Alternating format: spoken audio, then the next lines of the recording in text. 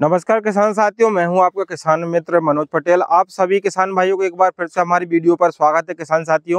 किसान भाइयों, आप जो मेरे पीछे पिछी गेहूं की जो किस्म देख रही है श्रीराम की 303 सुपर।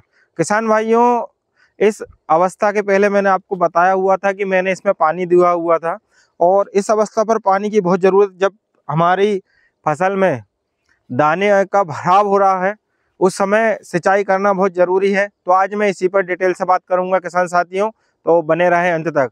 किसान भाइयों, सबसे पहले अगर हम बात करते हैं तो जो हमारी काली मिट्टी है, जो कि धान के रकबे वाला क्षेत्र है और काली मिट्टी है, अगर इस प्रकार की मिट्टी में हमें अच्छी उपज के लिए सूटेबल अगर हम गेहूं की बात करें तो वो है हमारा श्रीराम का 303, जो कि हम लगभग 4 सालों से इसकी बुआई करते आ रहे हैं। लेकिन किसान साथियों, अगर हमें अच्छा उपज चाहिए है, अच्छा उपज लेना है, तो हमें किन किन बातों का ध्यान रखना बहुत ज़रूरी है। उसमें सर्वप्रथम अगर हम बात बीज की करें तो किसान साथियों, हमें जो बीज है वो हर लगभग 3 साल के बाद चेंज करना चाहिए। तीसरे साल हमें हमारा कोई भी बीज हो, चाहे वो गेहूँ हो या धान हो या फिर मूंग हो, तो हमें हमारे घर का जो बीज है बस इसको 2 साल ही यूज़ करना चाहिए। और हो सके, जहाँ तक किसान साथियों मेरा ये मानना है कि आप अगर ज़्यादा स्तर बड़े स्तर पर आपकी खेती है तो हर साल आपको 1 कुंटल बीज हर बार जो है नया बोना चाहिए, जो कि अगले साल हमें नया बीज प्राप्त हो जाए। तो इस प्रकार से अगर हम, एक ये कारण भी है कि हम अच्छी उपज लेते हैं। दूसरा है हमारा पानी का प्रबंधन। अगर हमारा पानी दोस्तों ठीक ठाक है, पानी देने का टाइम ठीक ठाक है और सही पानी आप देते हैं, तो इससे भी आपकी जो उपज है उसमें काफ़ी फर्क पड़ता है। तीसरा कारण है दोस्तों खाद प्रबंधन। अगर आप अपनी फसल में खाद का ठीक तरीके से इस्तेमाल करते हैं, ठीक तरीके से प्रबंधन करते हैं, तो उससे भी आपकी जो फसल है उसमें काफ़ी फर्क पड़ता है।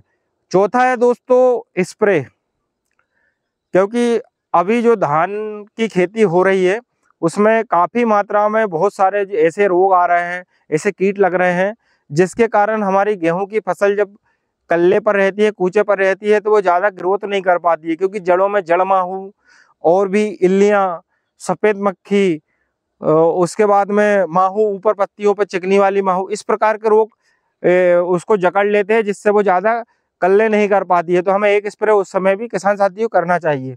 एक और बड़ा कारक है, वो है साथियों हमारा खरपतवार। खरपतवार से भी प्रति एकड़ हमें 2 से 3 कुंटल का घाटा लगता है। तो किसान साथियों, अगर हम हमारी फसल से, खेतों से अच्छी उपज, फसलों से अच्छी उपज लेना चाहते हैं तो हमें मुख्य रूप से प्रबंधनों पर ध्यान देना चाहिए। जैसे कि हमारा, मैंने आपको बताया ही है कि जल प्रबंधन, खाद प्रबंधन और साथ ही साथ कीटनाशक का भी हमें समय समय पर इस्तेमाल करते रहना चाहिए। अगर किसान साथियों हमारी वीडियो अच्छी लगी तो ज़्यादा से ज़्यादा शेयर करें और हमारे चैनल को सब्सक्राइब करें। धन्यवाद।